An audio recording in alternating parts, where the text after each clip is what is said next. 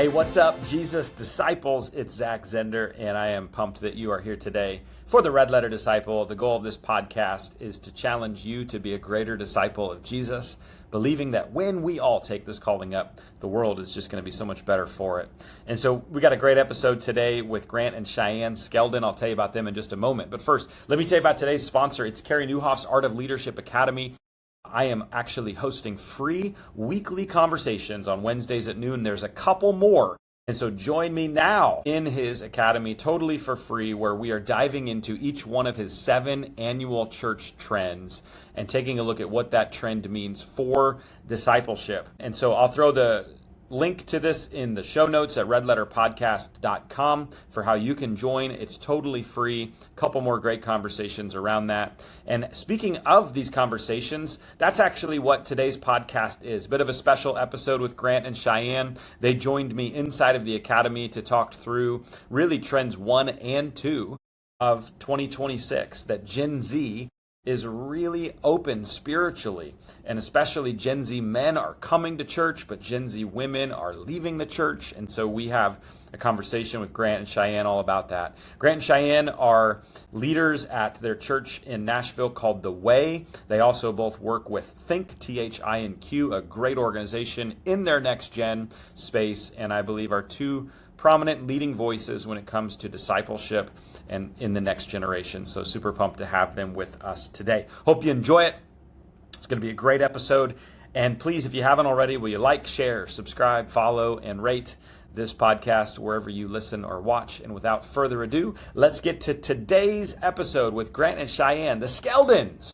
Let's do this. Cool. Well, let me give a few minutes of kind of explanation of why we're here and what today will look like. And then we're going to have a great conversation for the most part today with a couple of great guests, Grant and Cheyenne Skeldon, which I'll introduce in just a moment.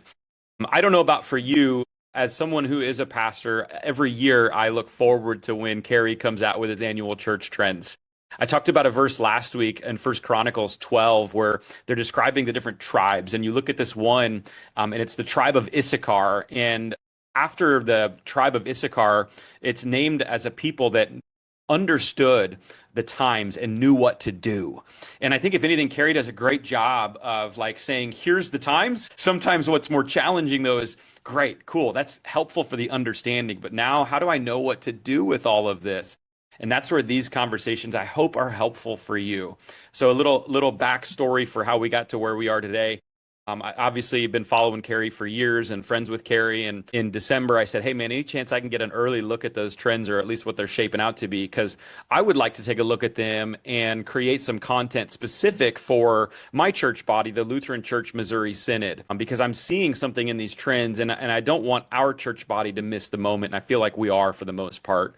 And so he was gracious enough to let me have an early look at them. And I do think that in the overall church space right now, sometimes the mainline denominations aren't as represented, if you will, as the non-denominational movement, which is fabulous. And so anyway, I come from a Lutheran church and passionate about not just raising up followers, believers rather, but followers, and not just in my denomination, but across all churches. And that's where the conversation kind of morphed of, rather than me just creating content for the LCMS and what these mean for us, they asked me, would I be interested in leading hour-long conversations on particularly how these trends fit with discipleship. And so that's where we are today. And so we're doing our conversations about each of the 7 trends. We had our first group call last week, and this is number 2 on trend number 2. And so today I won't give too much teaching or background because I want to jump probably right to our guests here in just a couple of minutes, Grant and Cheyenne Skeldon. But this is a trend that last week's trend was really a positive trend, right? We looked at Gen Z, that they are returning to church and even more faithfully attending than especially the older generation you get, the less you're attending, and how this is a really positive thing that we want to celebrate. This trend today kind of has a good and a bad news piece to it, and it's even more diving into Gen Z. This is a very interesting generation that we're studying and the trends popping up. And so in trend number 2, really bluntly, Carey says that young men are returning to church and young women are leaving. And so overall, we're seeing some great health metrics for Gen Z, but there's Gen Z women are actually leaving. And so we want to spend some time kind of leaning into that. And so in just a moment, we're going to do that. And so for those who don't know who I am, I'm Zach Zehnder. I'm a pastor at King of Kings in Omaha, Nebraska. I also have a ministry called Red Letter Living, where we create discipleship resources and really help people understand what it looks like to be a disciple of Jesus. I'll put later in the hour a link to grab a free book that we've created called Red Letter Challenge. It's a 40-day challenge for how to follow Jesus. And really, I think my role in discipleship, or where I've kind of come into a little bit of a niche, is if we look at the meta trend, which is really why I wanted to have these conversations, that Carrie says we are becoming less Christian as a nation. I think one of the amazing things that's happening is there's so many people that believe in Jesus, and yet the problem is there's few followers. And yet there's also this call to multiply disciples. And I'm kind of looking at that like, yeah, of course I want to multiply disciples, but I also, like, if there's a bunch of non-practicing Christians, I don't really want to multiply that. And so I kind of view myself as kind of in the middle, as someone who likes to identify what is a healthy, or potentially even, let's call, a successful disciple. And so that's where we talked last week about targets and what targets we ought to have in our life as we follow Jesus. And that's really what Red Letter Challenge goes deeper into. And again, I'll throw that link in the comment in a moment if you want to grab a free book to explore further, because I want to make sure that we are multiplying healthy, the right types of disciples, the types, like Paul says, imitate me as I imitate Jesus. And speaking of a couple great disciples that I'd like to multiply more of, let me use that to introduce Grant and Cheyenne. It is awesome to have Grant and Cheyenne. Grant and Cheyenne are in Nashville, Tennessee, and they serve together at Way Church. I love the title, Directors of Culture. That's a pretty sweet title. And they also serve at THINQ, THINQ, THINQ Media. It's a fabulous, incredible organization dealing with a lot of, I think, important issues and topics of the day, kind of on the front lines, if you will. And they're working in the next gen space for that. And so I thought these two would be really awesome to have on today's conversation, because they can really help us kind of get underneath a little bit more of this trend. So welcome, Grant and Cheyenne. How are things going today in Nashville? Yeah, that's a loaded question. They're going good for us. Thank God for the family of God. We have a lot of friends that we're actually staying with. I don't know if you're asking because there's a huge storm in our nation, as you know, and Nashville's been hit a lot. But we've lost power. But we're at a good friend's house, and we're going to stay with another one tonight. Yeah, I get the privilege to work with THINQ with Gabe Lyons, and we're both from Dallas and met through young adult ministry and met through the church actually. My wife, I'll let her tell you a little bit more about herself. But one of the cool things is, as I work with Gabe Lyons with THINQ, Shine's recently jumped in with David Kinnaman with Barna Research Group, so as many of y'all are familiar with. So it's kind of cool that if you don't know, my boss and her boss wrote a couple of books together from Unchristian, which were kind of on some of the biggest trends of the next generation when Xers and millennials were coming up. And then a couple of others like Good Faith, but I'll let her share some of her perspective. Yeah, for the last couple of years, in addition to, helping be a part of launching Way Church here in Nashville, which has just been absolutely incredible over the last 2.5 years to see how God is moving, especially among the next generation here in our city. Our lead pastors, Noah and Maddie Heron, just love Jesus very deeply. And Zach, I think y'all have very similar heartbeats, and not just wanting to see people like, I believe in Jesus, but like I want to actively follow him. That's a big piece of our heart at Way Church. And so seeing, I think our average age of attendees at Way Church right now is like 25, 26. Yeah, we're the old people at our church. We're the old people in our mid 30s, but it's been really cool to see just kind of this unique pocket of the next gen very on fire, very hungry for scripture, for the Lord, wanting to walk in the way of Jesus. And so we've gotten to be a part of that. The last couple of years, I've also gotten engaged with this thing called Patterson Life Plan, which is this kind of 2-day intensive designed to help an individual person or a couple get really clear on how has God gifted you and wired you? How has he been a part of forming and shaping you through your backstory? And what does that mean for the road ahead in terms of calling and purpose, big decisions on the vocational front. So, and then as Grant sort of mentioned, 2.5 weeks ago, jumped in to be a part of the Barna team, who I've known and loved and respected for years. I'm sure as many of you also have, helping them figure out a couple of things related to some of the like gifting, wiring, how do we help unleash that God-given purpose in each person, and just see more of that come into the kingdom. So thanks, Zach, for having us. It's such a joy to get to be a part of the conversation. Big time fans, long time fans also of Carrie and this group. So yeah, glad to be with you all today. Yeah, amazing to have you guys.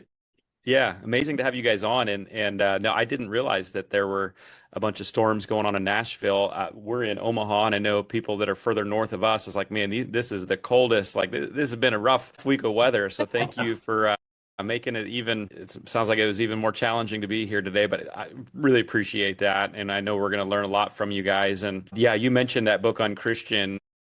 Grant, that probably was the formative book for me during seminary, because it came out, I think, when I was at seminary, of like, yeah, we need to change something. And not long ago, Kinnaman was here in my hometown, Omaha, and I got to ask him, like, so when's the follow-up, bro? I need a new one, right? Yeah. I've been using that judgmental, hypocritical, too political line for 15, 20 years. I need something new. And so hopefully, yeah, that'll be working out. And so for those that are really like paying attention, not only to the trends, but Carrie's doing some podcasts. And if you listen to Carrie a lot, you hear him talk a lot about Way Church. And so I just want to make that connection. That's the church that Grant and Cheyenne serve at with Pastor Noah. A lot of like when people ask Carrie, who should we learn from that's doing Gen Z stuff or younger generation stuff well, that's the church. And so even better that you guys are a part of that. And so thanks for spending a little bit of time. So I've got some questions here. May get to all of them, may get to some of them, may jump around, but also like if you're listening in, I'd love to know your questions too. And so feel free to drop those in the comments on the side, and I will definitely try to get to those either in the middle of our conversation or maybe at the end in a Q&A. So yeah, I'd kind of just like to land in, Carrie's trend number 2 is that looking at Gen Z, that young men are returning to church and that young women are leaving the church. And I would just kind of love to know from your vantage point today, working closely with Gen Z, does the data around young men returning and young women leaving actually match what you guys are seeing on the ground? Does it feel accurate? Or what's kind of your experience been looking at things the last couple of years? Yeah, I would say it definitely connects with what I've kind of seen on the ground. And one big thing to share is me and Cheyenne both get the privilege to do kind of retreats for high capacity young Christian leaders in the church who are in their 20s and 30s, but also on behalf of the church. So think anyone who's like a speaker, author, musician, nonprofit leader, reality TV star to Olympic athlete who's kind of got a lot of traction and influence and eyes on them in their 20s and 30s, but they're a strong Christian. We give them these private spaces to get poured into by. Carrie has come several times. Kinnaman has come before, and make sure they're healthy. We want to see people finish well. We'll probably get into that topic because I do think some of the leaders not finishing well is part of what's maybe pushed certain all type generation away, but especially the women that are like, man, we keep seeing this happen over and over again. It was a woman. I think it was maybe Rebecca Lyons who was saying, notice that this uptick of leaders falling is virtually almost all men, is what she said. And so it starts to create some tension and frustration and even criticism eventually, sometimes for a generation. But we are seeing, and I would definitely say I personally know a lot of young women who were on fire for the Lord, and now there's at best it will be, I'm a Christian, but I want to be a part of like organized religion, or at worst, like, man, I'm never, like, there's no way. It's just so corrupt and messed up, and a business again at best, or just corrupt at worst. But I would say for the men, I've just paid attention to a lot of non-Christian young men talking about things that historically would have been Christian ideas, from getting disciplined even how much I see like quitting pornography, this turn on like it's not good for you. Like it's not good for a biblical reason. It's some moral, non-biblical reason, but it's like get disciplined, start to put boundaries on your life, like do provide and be a man that works hard, provide for your family, build a family. But it's not, I feel like as I've seen an uptick of young men coming to church, I've also just seen an uptick of culturally distant from the church, maybe even an openness towards the church, as we've seen. I mean, I'm almost starting to keep an album, if you will, of how many times I see a Hollywood type Yeah. Christian male or a popular Mm. figure who's now opening up about their faith and their like, yeah, it's almost like Jesus is in vogue in some sense. Well, I remember about 10 years ago getting to be in a small room with Dr. Tim Keller, and he was talking to some of us leaders about the future landscape of the church. And this line, I was in my early 20s, always kind of stuck with me, where he said, back when I was young, he said, the church was deemed by the world as, what was it, as irrelevant. He said, the church when I was young was deemed irrelevant. But now, as a New York Christian especially, says it seems like the church is not being deemed irrelevant by culture. It's actually being deemed as hostile. And so it wasn't just that, Mm. hey, you guys aren't even a part of the conversation or you don't have anything really to add that value. Now it's like you guys, will you stop talking or will you stop adding to the conversation or you're poisoning today's youth or you're indoctrinating or you're creating the big mentality or the judgmental mentality. And so last other quick thing I say is where I see it a lot, even among high capacity or mature young Christian leaders, is the challenges of you when you have this split or this wedge of um, some maybe women, even Christian women, becoming more progressive. Because as I've seen it influence women in the culture, I would also say young women in the church have also become more progressive and even like not in a church type setting, but more I'm a Christian or I'm spiritual, but not in church. I think it's impacted a lot of marriages because the authority of Scripture, authority in general, becomes a question. And I think a lot of young men, rightfully so, want to support and empower women. There's a growth of young men that want to do it. So knowing the nuance and the tension of how do I want to empower, but also does that mean I have to be silent or I can't speak into this at all? And I think there's a challenge. I sometimes would liken this to Adam and Eve in the garden, where it's like this topic that, man, if you men, you gotta, it's not easy, but you need to like step in. Like if we're digesting this and it's not ultimately good for us, but it looks like it is, but there's something within this that's not truly good for us, then ideally Adam would have stepped in, but he didn't. And I think with the good reasons, a lot of young men and even older men that preach, when we preach on genders, I think it's still the case that like if you go to a men's conference, it's kind of like, or let's say if you go to a women's conference, I think we all know if you go to a women's conference, often it's so affirming of their identity, it's so encouraging. It's like you are worth it, you are enough, you are good, you are beautiful. Like no matter what the world's been throwing at you, it's an affirming of identity. But if you go to a men's conference, it's like it's like we're trying to take you down a couple pegs. It's like we're calling you out, we're calling you up, we're calling you everything. Like even if it's, I went to a men's conference, John Tyson, Jeff Becky, and they were kind of like, hey, we were designed for this. You think it's hard? Get used to it. Like this is, you need to be able to regulate the emotions within your family, not be drawn in just into the chaos of it. You got it. Like they need you to be able to be like it was calling up. And I just think as that wedge continues, when I got to see Dr. Kinnaman share that stat, I just remember saying to your main question, does it resonate? I was like, man, you are getting to see and prove statistically what I'm seeing through stories all the time. Like, Yeah. and I think it's one of the most subtle challenges within the church we're not talking about. So that's why I'm excited you guys are, but it's very, very heavily influencing the next generation of the church. Yeah, yeah. And I think that we talk a lot about and think through a lot of like almost like pendulum swings, Yeah. right? How it's like often these trends that we see started with great intent or even in ways that were more or less even aligned with biblical scripture, whether or not it was, sort of Christians pushing and really advocating for something new to come into existence or reform or repair a little bit of that kind of moving into a new direction, or if it's the culture doing it. But they're oftentimes like I really love the way that C.S. Lewis describes sin as bentness. like oftentimes sin, actually, if you can get down to the root of it, is rooted in something that's almost even part of like our nature and desiring something good, but going about it in such a way that is out of alignment with how God operated the world and us as humans to operate in a way that leads to that John 10:10 vision of life to the fullest. And so I think a lot of what we're kind of seeing is those effects of a pendulum swing.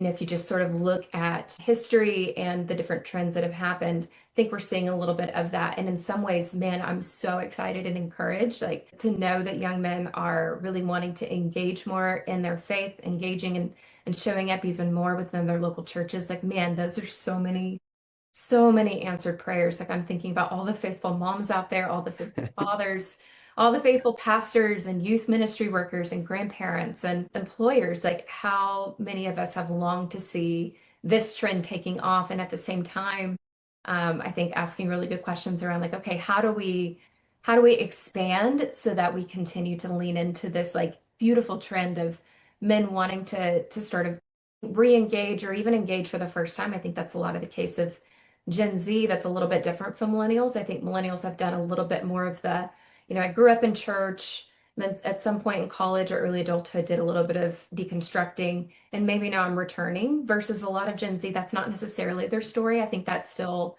evident, still happening, but I think for a lot of them, this is kind of a new time coming into church, exploring what the Christian faith means, what it looks like, how it might intersect their life, and how they would want to sort of engage with it moving forward. But yeah, I think that's a little bit of what's going on in sort of our conversations behind closed doors. And as we're talking with friends and other leaders who are in different parts of the country, it's like, okay, how are you seeing this pendulum almost like come back to a healthy center? And how do we as church leaders help keep it there without allowing the pendulum to swing so far out in another direction that things begin to come out a little bit sideways on that side of things too? So I think more fellow questions with you guys, a lot of wondering, a lot of question asking than answers. But yeah, we're definitely seeing that trend in kind of a boots on the ground perspective as well.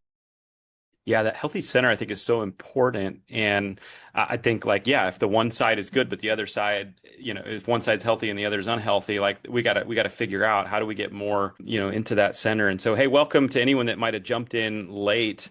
Got two amazing people today, Grant and Cheyanne Skeldon from Way Church in Nashville, Tennessee, also working with THINQ and really helping us think more about what it looks like to be churches and to raising disciples in our churches. And we're looking at trend number 2 today, Gen Z men returning to church while Gen Z women are leaving. And so let's talk about I suppose the what feels like the good side of that. I know there's obviously shadows to good sides as well, but let's talk about the men first, and then we'll talk about the women.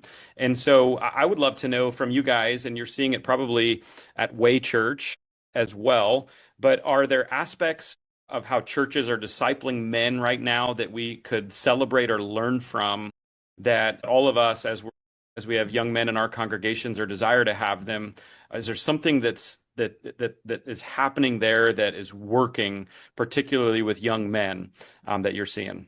Yeah. Yeah, a common question I've been asked, probably one of the top 5, is what churches are doing discipleship well? I'm sure it's the same for you. It's I think I've never seen as much hunger from the younger generation to get discipled. I've never seen as much seriousness and intentionality around the church leadership to figure out how do we bring discipleship back into our churches, or at least give a clear path. Dallas Willard is decently famous for saying just a great quote I love, where he says, every church needs to figure out the answer to these 2 things. He says, what is our plan for discipleship is the first question you need to ask. And second, does our plan work?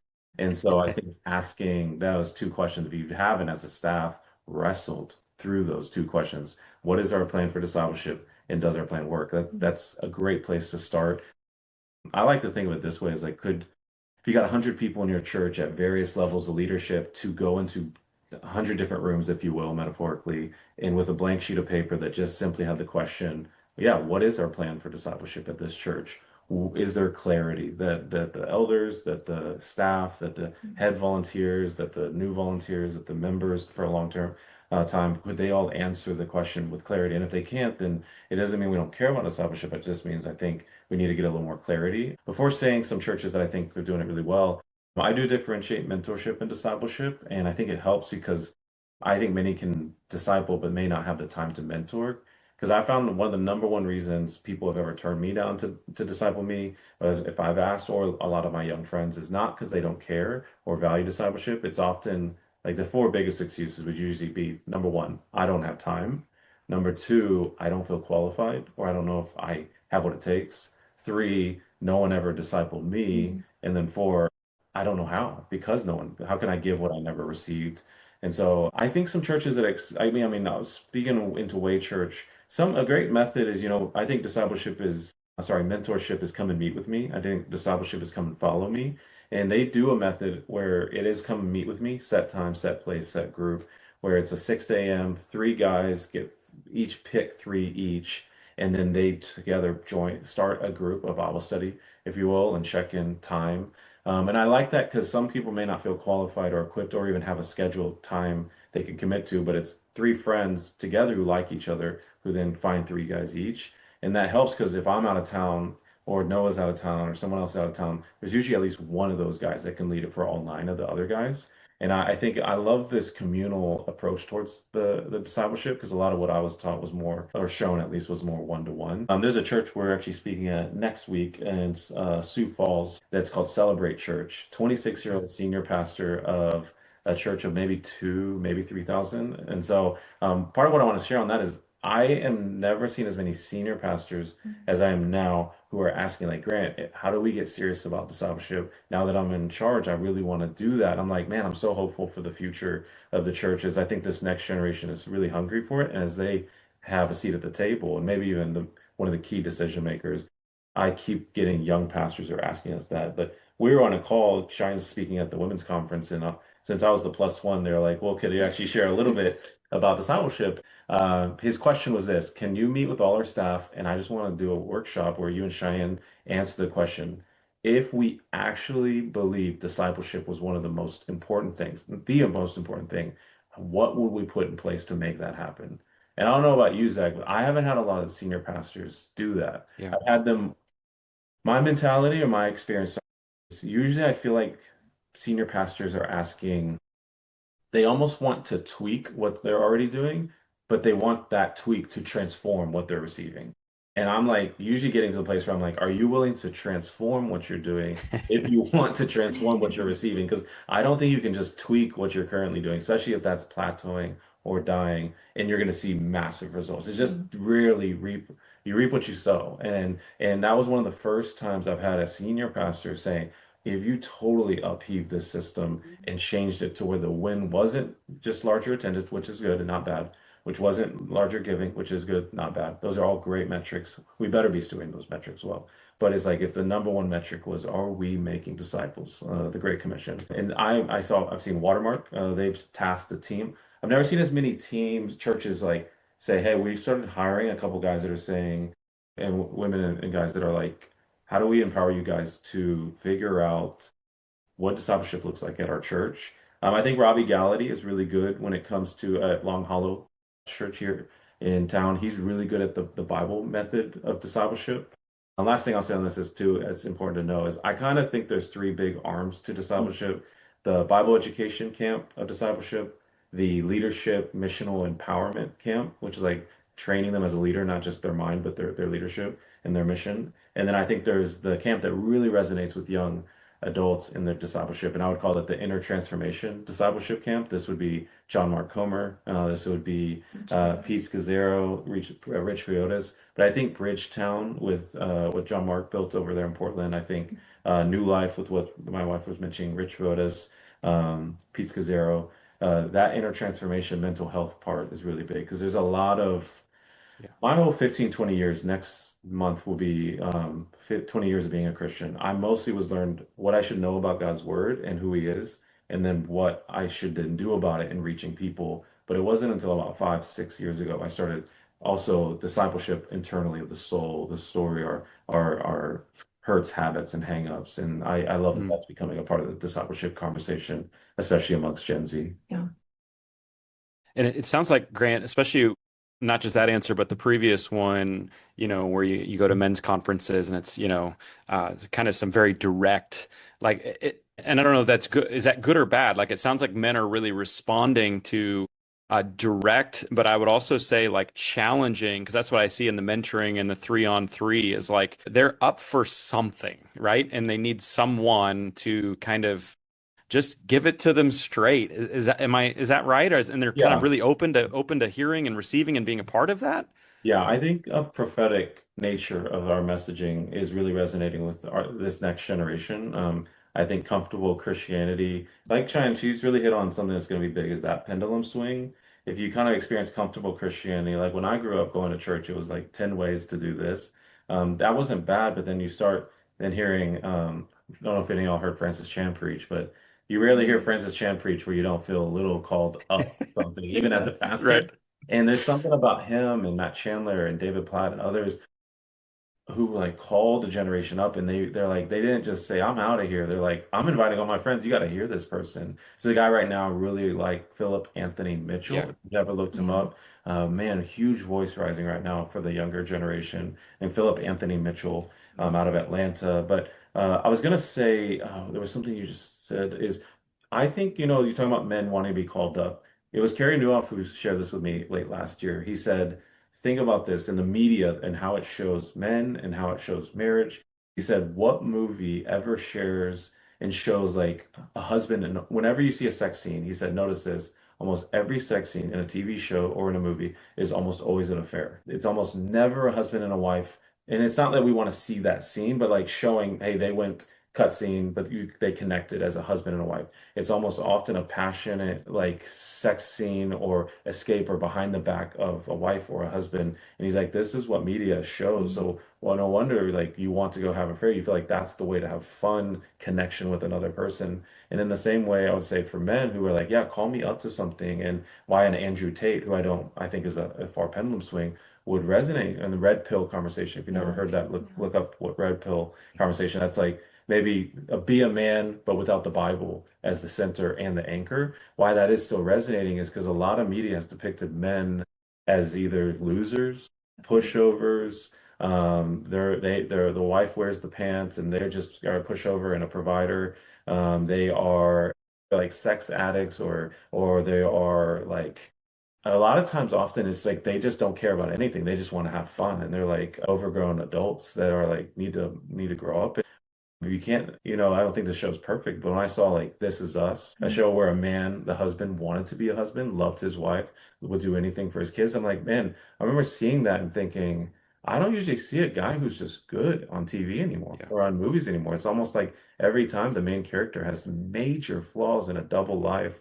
And it's almost like we're normalizing that. So when you see a Ted Lasso, which again, I'm not fully endorsing, is not a perfect, but there's something about it that just feels like, wow, I haven't just seen something that's light, that's good. As like almost every show these days, the main character is majorly flawed and living a duplicitous life. And so to have men of character call other men to, yes, serve for your kids, do the hard thing. I've never felt like do the hard thing has resonated as much as right now with men.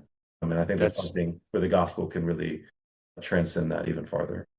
Yeah, that's sweet. And I think good news for us as pastors, because I think sometimes we might want to, we might want to, in the name of like getting everyone involved, make, whatever the call out or the call to action might be kind of simple. And I think there's people that are, especially young men, that are looking to go deeper. And I do think we got to be careful with those subtle things that come through media that maybe, one on its own is not a big deal, but after years and decades of this, it really does shape. And I'm even thinking of like, as you're talking about that, like even kids' stories, like the Berenstain Bears, like the Papa Bear is such an idiot and Mama Bear is perfect and she's always the hero. And it's like the dad's always making just dumb decisions. And Bluey, like, so kind of similar to what's that? Bluey. If you know Bluey, which I love, Oh, Bluey. yeah, there you go. Yeah, Where I mean, the dad's always fun. Don't get me wrong. sure. Like, so it's like just be the fun, dumb comic relief, but like don't lead, don't be intentional.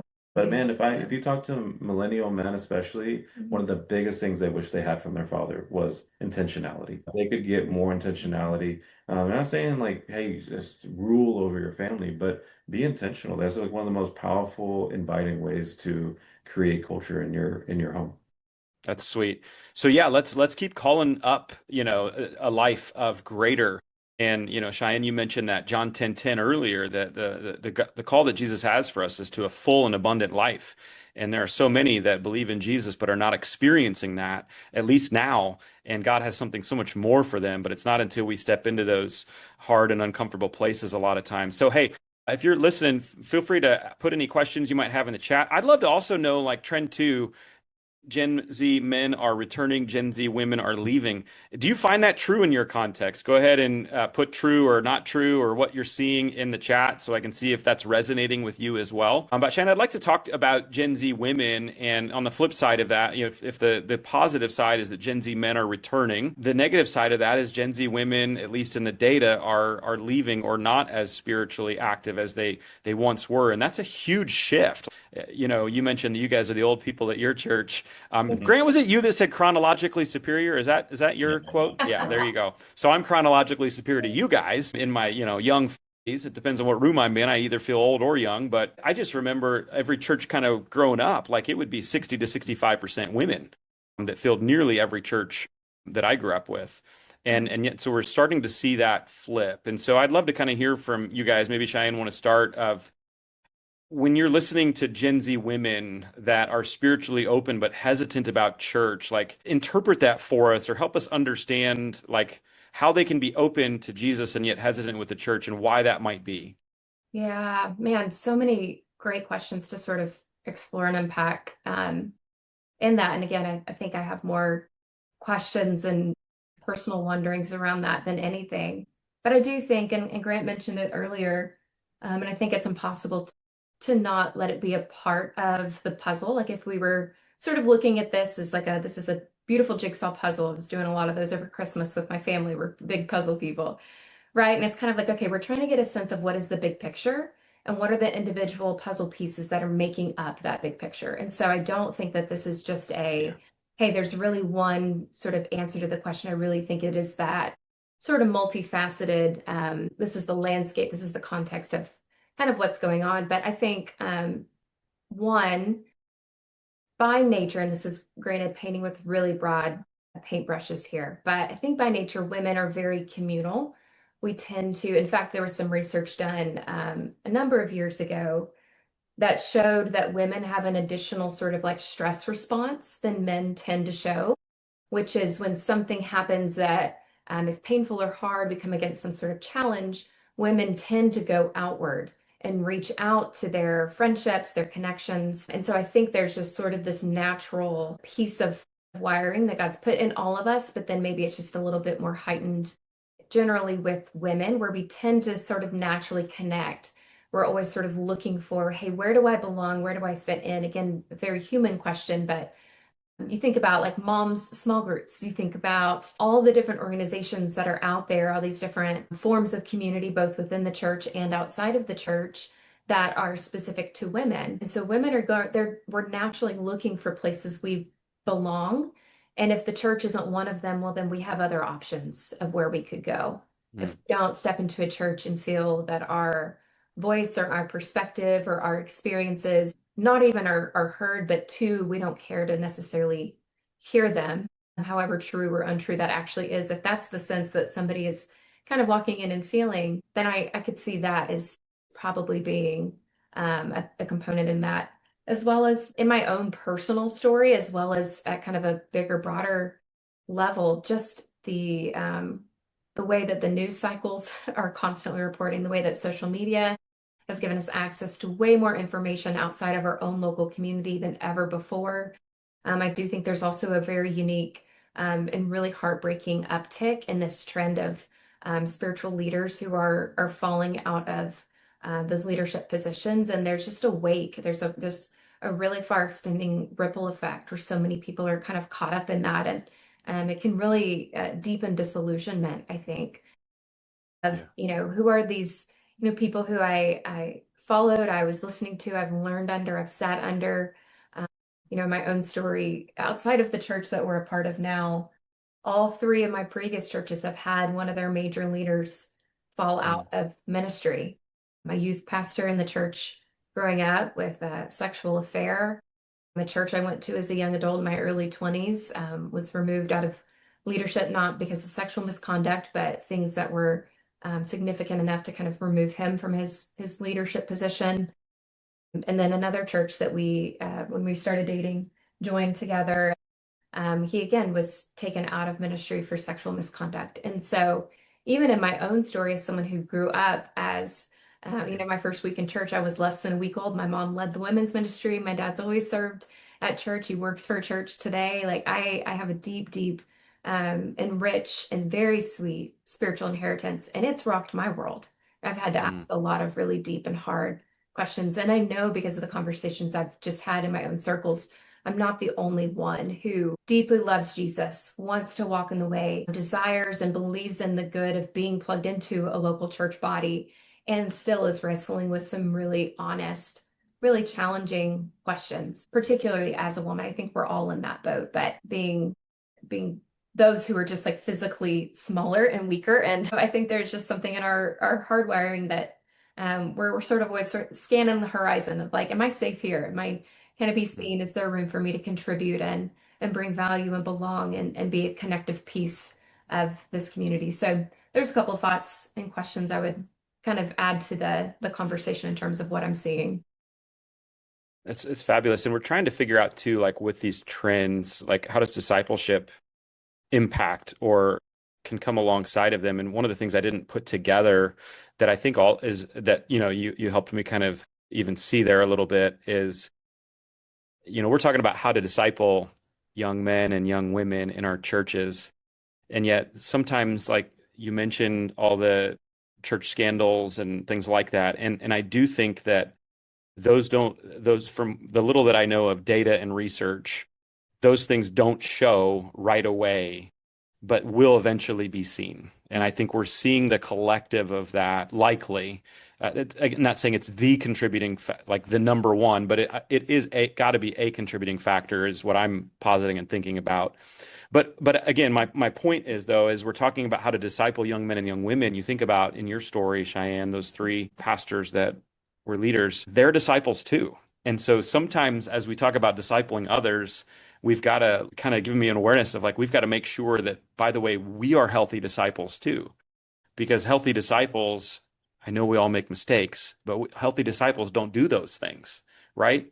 And so I think as much as we want to look at how to disciple others, we ought to continue to look at that, but also not at the expense of like our own discipleship and our own formation. How much, Grant, you talked a lot about media and portrayals of men and what we see. How much of that would you guys say is on the female side?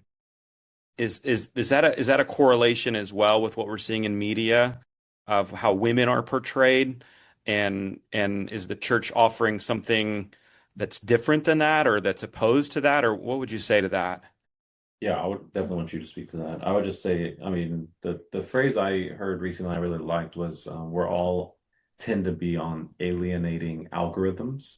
And so they are, of course, it's nothing new. We've heard how you're just going to keep getting more of what you like. I think Cheyenne's done a great job, and I try to do the same of like making sure to hear from different voices and differing sides. So something we've heard before, but we got to at least acknowledge that in the conversation is we are on alienating algorithms, and there's money to be made on bad news through the media, and there's money to be made on us staying and watching and scrolling a little bit longer. But I wouldn't be able to speak into like what is it like to scroll, if you will, as a next gen female. So anything you'd want to share on that? Yeah, it's a big topic that goes, I think, a lot of different directions, which one, let's just start with the unique experience of Gen Z. As millennials, like we're in our mid-30s, as millennials, I still remember the dial-up tone. Like my very first phone was a Samsung flip phone. You know what I mean? Like no internet access, I could text, I could make phone calls, the basics. It had a calculator. I don't even think it had a calendar on it. Yeah. So quickly on that, just a real quick add to that. That means for the chronologically superior on the call, I know some of you guys might be thinking, okay, who are these young kids and do they qualify to speak on this? I like to make a case that we actually are the old people now with you guys as well. I always say, you're old or getting old whenever you have to say any sentence that begins with this line to a young person. And you say, hey, back when I was your age, and you have to explain something, that means you're getting Yeah. all of it. So we remember Blockbuster where you actually, oh, you're explaining to a Gen Z, you're like, you actually have to get up and go to the store to get it. Right. And you'd have to hope your brothers and sisters are okay with the pick you wanted to watch. Yeah. And so The be kind, rewind sign. Yeah. Oh, yeah. Yeah, I referenced Vanna White the other day to a Gen Zer, and they just sort of looked at me with this like, I was like, oh, do you even know who I'm talking about? And they just really kind of like pitifully shook their head, and I was like, wow, I just had one of those moments. So I, I was in third grade when 9/11 happened, and I have a really clear, vivid memory of that day. I imagine all of you on this call remember where you were when you heard of the news of 9/11 happening and just how that rocked all of our worlds at that time. Well, you think about a Gen Zer, they have access to those kind of videos every day. And not only that, it's not on a television, it's on the device that they're carrying with them. And they're seeing it as like, oh, funny dance video. Oh, all of a sudden a bomb is gone off in the Israel-Palestine war, and I'm seeing that's women great. and children flee their homes. And I scroll again, and now it's an LGBTQ video, and I scroll again and it's a funny cat video, and I scroll again and it is really like discombobulating is a light word to grow up with no other context. Like we at least have a reference point outside of what the world was kind of like before this. They do not. Like this is the world that is like this has formed their worldview. I remember hearing another research statistic that talked about like your worldview is formed by the time you are 7 years old. 7. It's not to say it doesn't change, not to say it doesn't grow, but by the time you are 7 years old, you have formed a complete coherent worldview. And so you think about those 7-year-olds who are growing up in this sort of text, you think about the Gen Zers who now are, beginning to hit the workforce. It's just a very different landscape than I think what any of us have grown up in. So one, just acknowledging like that's their only perspective. They don't have the kind of perspective that some of us who've just lived a little longer have because of how things have progressed over time. Secondly, I also think talking back to like the algorithm, like we are all of finding ourselves very quickly in an unhealthy, talk about pendulum swing to the far, far, far end of that pendulum, rabbit trails of an algorithm. Because all you have to do for the phone, for the social media app or whatever it is that you're on, for it to know that you're interested, you don't have to even like it. You don't even have to share it. You don't have to save it. You don't have to comment. All you have to do is watch more than I think it's now 5 seconds. And that tells the algorithm, oh, they're at some degree interested in this content, whether you actually are or not. You may actually agree with what's being shown, with what's being said. Like maybe you're like us and you're doing a bunch of DIY projects at home. And so we've been looking at a lot of fun like DIY videos, getting inspiration. And now my feed is full of all these DIY things, which is great. But that's on a topic that's very Switzerland-esque. What about the topics that aren't? What about the topics that are very skewed at different iterations of kind of that spectrum, that pendulum swing? And all of a sudden now your feed is showing you more and more and more videos that are more and more and more extreme of whatever it is you just watched. Again, you agree with it or you don't or you disagree with it. And now all of a sudden maybe you're like, well, I can see their perspective. I actually think there's part of that that resonates with me. And then you see another video, it's like, oh, well, I kind of agreed with that. It's just this ladder that can really easily, unless we're very aware and very skilled in sort of our ability to critically think, which I think is like, that's a whole nother topic of what I don't believe Gen Z is getting right now. It's another conversation another day. But it will just continually feed them where all of a sudden their feed is full of other videos. So of everyone saying the same thing that I'm thinking. So of course I'm right. Of course, I'm a part of the majority in this perspective. Meanwhile, the person sitting across from you has been driven to the opposite extreme or some other different viewpoint. And if we're not careful, like our algorithms will disciple us faster than our churches ever have the chance to, because the church isn't necessarily living in your pocket. And so I love the heart and the mission behind this like vehicle of discipleship and the importance of it, because John Mark Comer famously, kind of says that discipleship is happening. Now, whether that's towards Jesus or it's being done by the world in a variety of other ways that are not in the way of Jesus, it is happening. And so how do we just help meet our Gen Zers in their current states? I think being able to teach the ability to sort of critically think, to be able to listen to another perspective that isn't yours and consider it and not feel offended by it, or like I need to get into a posture of defensive,ness, but to have conversations in relationship that are open, that are mutually respectful, that are curious, and I think can explore a variety of different ideas. Like I actually think that's a strength of Gen Z. I think they appreciate trying to hear multiple people's Right. perspectives.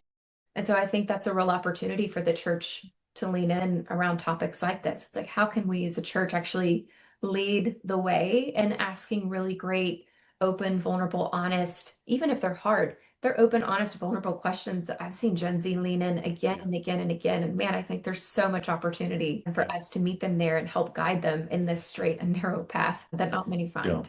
Quick comments on this, Zach. Just a couple things. Well, one, she said the openness to the conversations. We are finding that Gen Z, yeah, open to hard conversations, attracted to hard conversations, and so go straight into them. Like I think we're big fans of like bring back potlucks, bring back sports, but especially bring back Sunday school. Sunday school, yeah. Sunday school, there are places where you can do circle tables, a trained leader kind of leading the bigger conversation. I think keep it short, let them do a 9 minute, 10 minute, 15 tops talk, and then let discussion happen. But I think when we stripped away some of those, what I would say are very communal things, we kind of turned church into an event and a quick experience, but a non-communal experience. So small groups, everything is on the back of small groups to create community and create conversations, but I don't know if it can handle all of it. Right. And so these other spaces where people get to have discussion, like even potlucks or let's go eat here afterwards and discuss some questions, I think would be very helpful. And then two, I just really, really want to say this because I know it's so easy to just demonize technology. And Albert Einstein, such a future forward quote, he said, technology is like a razor in the hands of a 5-year-old. And so his point being, it's effective. It can do some damage, if you will.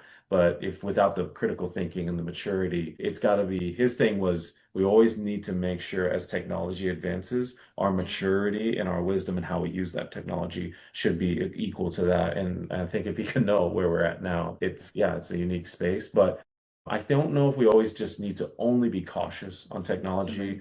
But I would say to be conscious of where we are with technology. Some good news I would want all you guys to hear is we are in not the end. We have experienced the experiment of social media. Like millennials got introduced to it. Most of us, our age, at least millennials, in middle school and high school. And now we've seen what good does it bring and what bad does it bring, and is it worth it? And is it equal good and bad, or is it mostly bad? Is it neutral? I don't believe it's neutral. I think you've got to be conscious, maybe not only conscious, but I would say the good news is we are seeing a unique trend the last 2-3 years of Gen Z and millennial young adults putting boundaries on themselves towards social media, towards technology. Almost like we've done this. We deleted TikTok a year ago. But like it's just too distracting and too quick of a hit. You can do it while you're waiting in line for McDonald's, to waiting in an elevator, to whatever. You used to have to watch an entire show or movie. Now you can watch 2 seconds, or you can watch 2 minutes, or you can watch 25 minutes, or you could and be to do watch 3 hours of just a whole bunch of short videos. And so we're like, we don't even want access to that. Like we don't want to be distracted all the time. And I'm seeing more and more young people do that, where we recently were like, hey, we got to have social media is one of the biggest excuses for my job, for my work. We put it as like 9 to 5. We have it during work hours, or we have it for 1 hour a day. You, through screen time on your iPhone, can put your own boundaries. So she has my code. My best friends have my code. My assistant even has my code. But it's like sometimes I need it. I'm like, hey, would you put it on? But we have some good friends, huge, like millions of followers on social media, make millions of dollars through social media. This year, they decided we are getting off for a year, and no matter the cost, we want to get off. And I just am hearing more and more stories of that. I saw a thing in New York where like young adults, not even Christian, not a Christian thing at all. They're like going to the Central Park and it's just a reading club and you cannot bring your phone. And that's becoming way more attractive. And so I think that intentionality towards it, gift spaces with no tech. I think meals is one of the easiest, cheapest, intimate places to start that we actually can do, is like create meals that are like no phones, but mini candles, type of experiences together. And I'm telling you, those will be memorable in this world that's like looking down at their screen, distracted and isolated. Yeah, if you want to take it a step further, Google or ask ChatGPT if you're a ChatGPT user to give you like 25 really great questions to ask around a dinner table. Print them off, cut them into little strips, put it in a cute jar, and instead of having your phones, like everyone takes a turn drawing a question out of the jar and answering the question. Like we've done a version of that a number of times with friends and just different groups we've been with. We've had some of the best conversations. Like we've learned some of the most interesting things, both about the world and about our friends. So I think there are some really sweet ways that we can kind of lean into the positives that are even coming out of some of the really hard negatives of how we're seeing Gen Z really respond to their time in history. Well, and I think that's huge, kind of that we've seen what the world has to offer. Yeah. Is kind of probably a huge piece that's leading to this whole Gen Z thing is we've seen what the world has to offer. We know what it has to offer, and it's not that we'll never use what it has to offer, but we need something else. And so we're going to put boundaries, we're going to try new things, we're going to listen to voices that might shape us. And so I've got one more question for you guys, but before I give it, thanks so much for you two being here. Has been such a blessing. And so I want to thank you two for being here. Let me give just 1 minute of where we're going in these conversations in the future. And then I've got one question for each of you, Grant and Cheyenne, on the way out. So next week, we're going to look at evangelism as trend 3, that it's getting more bolder, it's getting more direct. And so I want to look at that with you next week of what that means for us in our churches. And then I've got kind of an interesting take that I haven't talked about really, that I want to process with y'all next week, especially looking at the meta trend and knowing that half of our nation is non-practicing Christians. I think we need to kind of rethink evangelism in some ways. And so that'll be next week's conversation. So if you haven't yet, make sure you RSVP to the group calls. They're all inside of that Carey Nieuwhof Academy. If you can't find that or need help, just email me. I'll throw my email in the chat right now and would love to work or help you with that. And you can use my email as well, and I'll send you a free book if you'd like for Red Letter Challenge. But the final question I have for you guys, and maybe Grant, I'll typecast. So Grant, you can answer it for the men, and Cheyenne, you can answer it for the women. But if a pastor or church leader's listening, church leaders listening right now, and they would take one faithful step in the next 6 months to kind of address this gender gap, what would you guys encourage them to do? So maybe Grant, you can speak to what you would encourage a church leader to how to reach young men, and then Cheyenne for how to reach young women. Because I want to give something that's like palpable and the best place to maybe, not best place to start, but an actual way to start. Because I mean, if I went for the hardest thing, but most helpful thing, I would say start measuring discipleship. That would be my biggest thing. That's my thing, Grant. Come on. Yeah, it's a trick answer. Just want to give you guys the real behind that, because it's once you measure it, you have to define it. You have to create a plan for it. Yeah, it's kind of a whole box, a Pandora box of good things that comes out of it. But if you dedicate enough time, it's like, we're going to start measuring it, then someone's going to be like, well, what is a disciple? Or how do we make disciples? Or how do we know when we did it? And could we, like, how do we measure that in general? And it creates really good, helpful discussion. That's the hard answer, but the good fruit that comes from it. And I do think what every church should be able to do is say, how do we make disciples? And is it working? You will be able to answer those questions, I promise you, if you spend the time in those conversations. But this too, just for you as a personal parent, pastor, grandparent, just concerned citizen, if you will. I would say, when was the last time you simply said the 4 letters, I see in you, to a young person in your church, in your community, in your family? Think, man, if you could adopt the practice where at the beginning of the year to say that once a week, takes 30 seconds. It doesn't cost any money. There are companies like Coca-Cola and Fortnite and NC, like all like PS5 and all these businesses are spending millions and billions of dollars collectively to try to reach the next generation and impact them and influence them. And I'm telling you that there's a lot of sermons over the last year. If I asked you on the spot, could you tell me what the sermon was about 20 weeks ago, 21 weeks ago, 10 weeks ago, 3 weeks ago? You would have a hard-pressed mental digging situation on your hands. And some of you preached a sermon 3 weeks ago, and you'd have to be thinking like, yeah, what was it on? And so we have a hard time remembering a lot of the content we hear from the pulpit, but many of us, even if it's been 20, 30, 40 years, can remember some of the moments when someone older pulled us to the side and said, hey, I see these gifts in you. or I see this character traits in you, and it's pretty set apart. Like it's not normal. Like you have this thing that's different about you, and I just want to fan that into flame. That's from the Bible. Paul said it to Timothy, fan into flame the gift you have, which was given to you by the prophecy and counsel of elders, that I prayed over them. And so he like laid his hands and he prayed over, he prophesied over them. 1 Timothy 4:12, the next gen verse, we Yeah. all know, don't let anyone look down on you because you're young. Set the believers an example in speech, conduct, faith, love, and purity.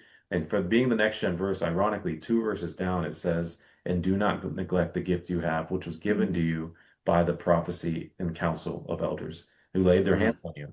And so twice Paul talks about this gift you have that was kind of prayed over and identified by elders. And so I would not call that the next gen verse. I call it the multi-generational church verse. That's And we cool. need we need the older generation. You get horizontally young people say, "Hey, you're kind of good at that." It's cool, but man, I remember when someone older who's been around the block for a while sees something, Yeah. pulls you aside, takes a moment. It could take a minute and says, "I see this gift in you." I would dare to say, because I know it might feel awkward, but I think that's where the power is these days. I'm like, get into the awkward. They want the awkward. Be intentional. Is pray. Even say, "Hey, would you mind if I pray that God would fan that into Yeah, that gift I Yeah. see in you?" That might feel weird, but as Christians, it shouldn't. I want to that's normalize cool. that because Paul did it, and I would just say we can't all remember the sermons from 4 weeks ago, but some of us can remember things said about us 40 years ago by someone who wasn't this huge hotshot leader. And so I think you don't even have to have a big status to make it a big impact that way.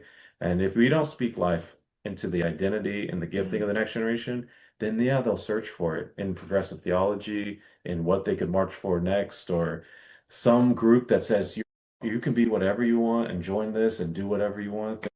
But the church is supposed to sturdy the next generation of people, and so yeah, I would say that would reach the next generation of men and women. So when they hear like, "Hey, you could do this, this, and this," they're like, I already know who I am, and I definitely know who I'm not, and that is not what's going to give life and life to the fullest to Yeah. me. Cool.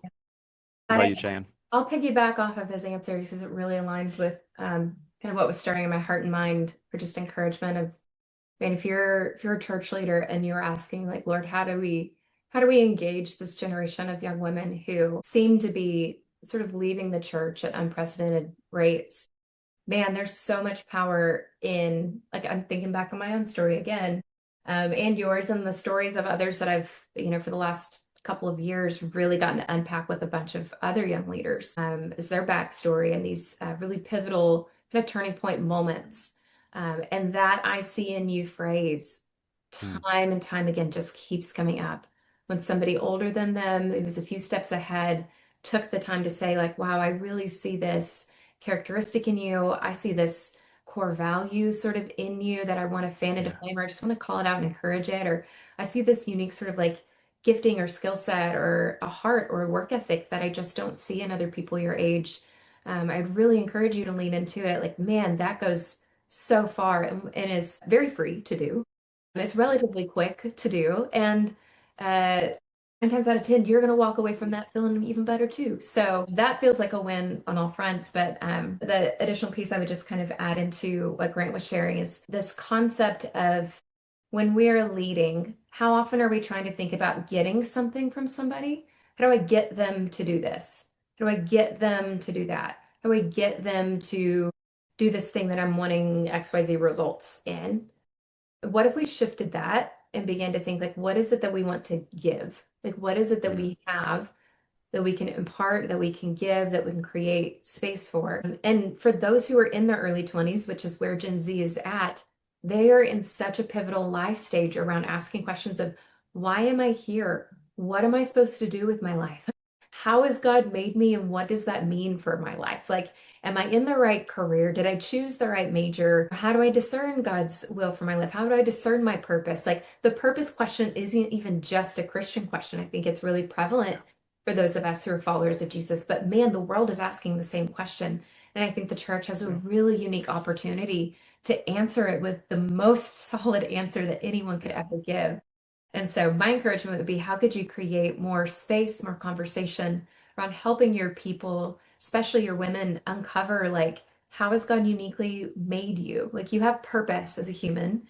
you have this unique identity as a woman of God, but like also how is he uniquely gifted and equipped you? And what does that mean in terms of like how you can contribute to the world around you?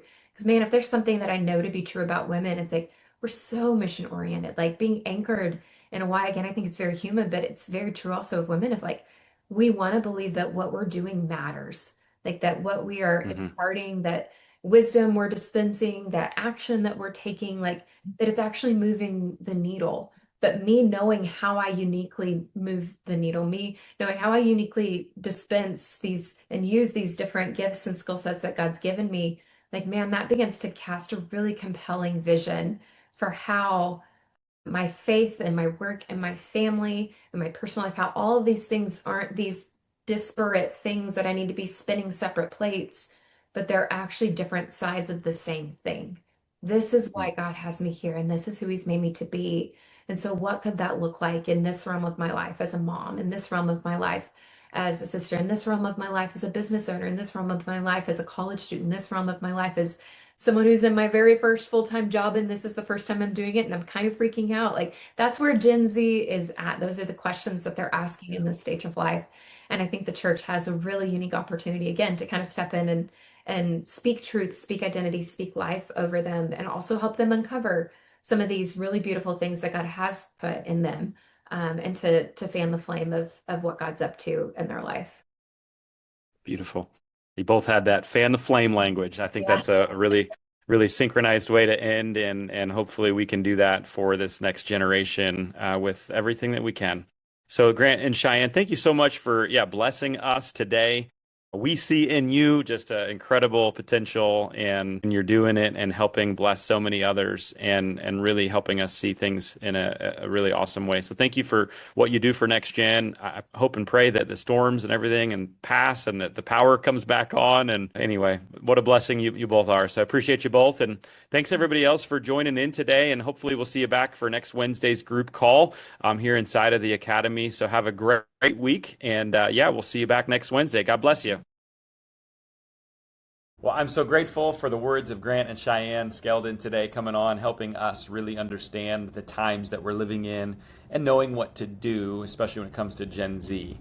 There's great opportunity, and there's also some things we got to be careful and aware of when it comes to Gen Z and what is going on. So hope you enjoyed today's conversation. If you haven't already, hit subscribe or follow on whatever platform you listen or watch. That way you'll be with us next week when we have a great conversation with Shelly Schwalm and her amazing voice in the Lutheran Church of Missouri Synod. She is at Concordia St. Paul. She is the DCE director and a leading voice in our church body. So I can't wait to bring her to the Red Letter Disciple. I know you're going to love this podcast next week. And so subscribe, follow, rate, review, and we'll see you back next week for the Red Letter Disciple. God bless you.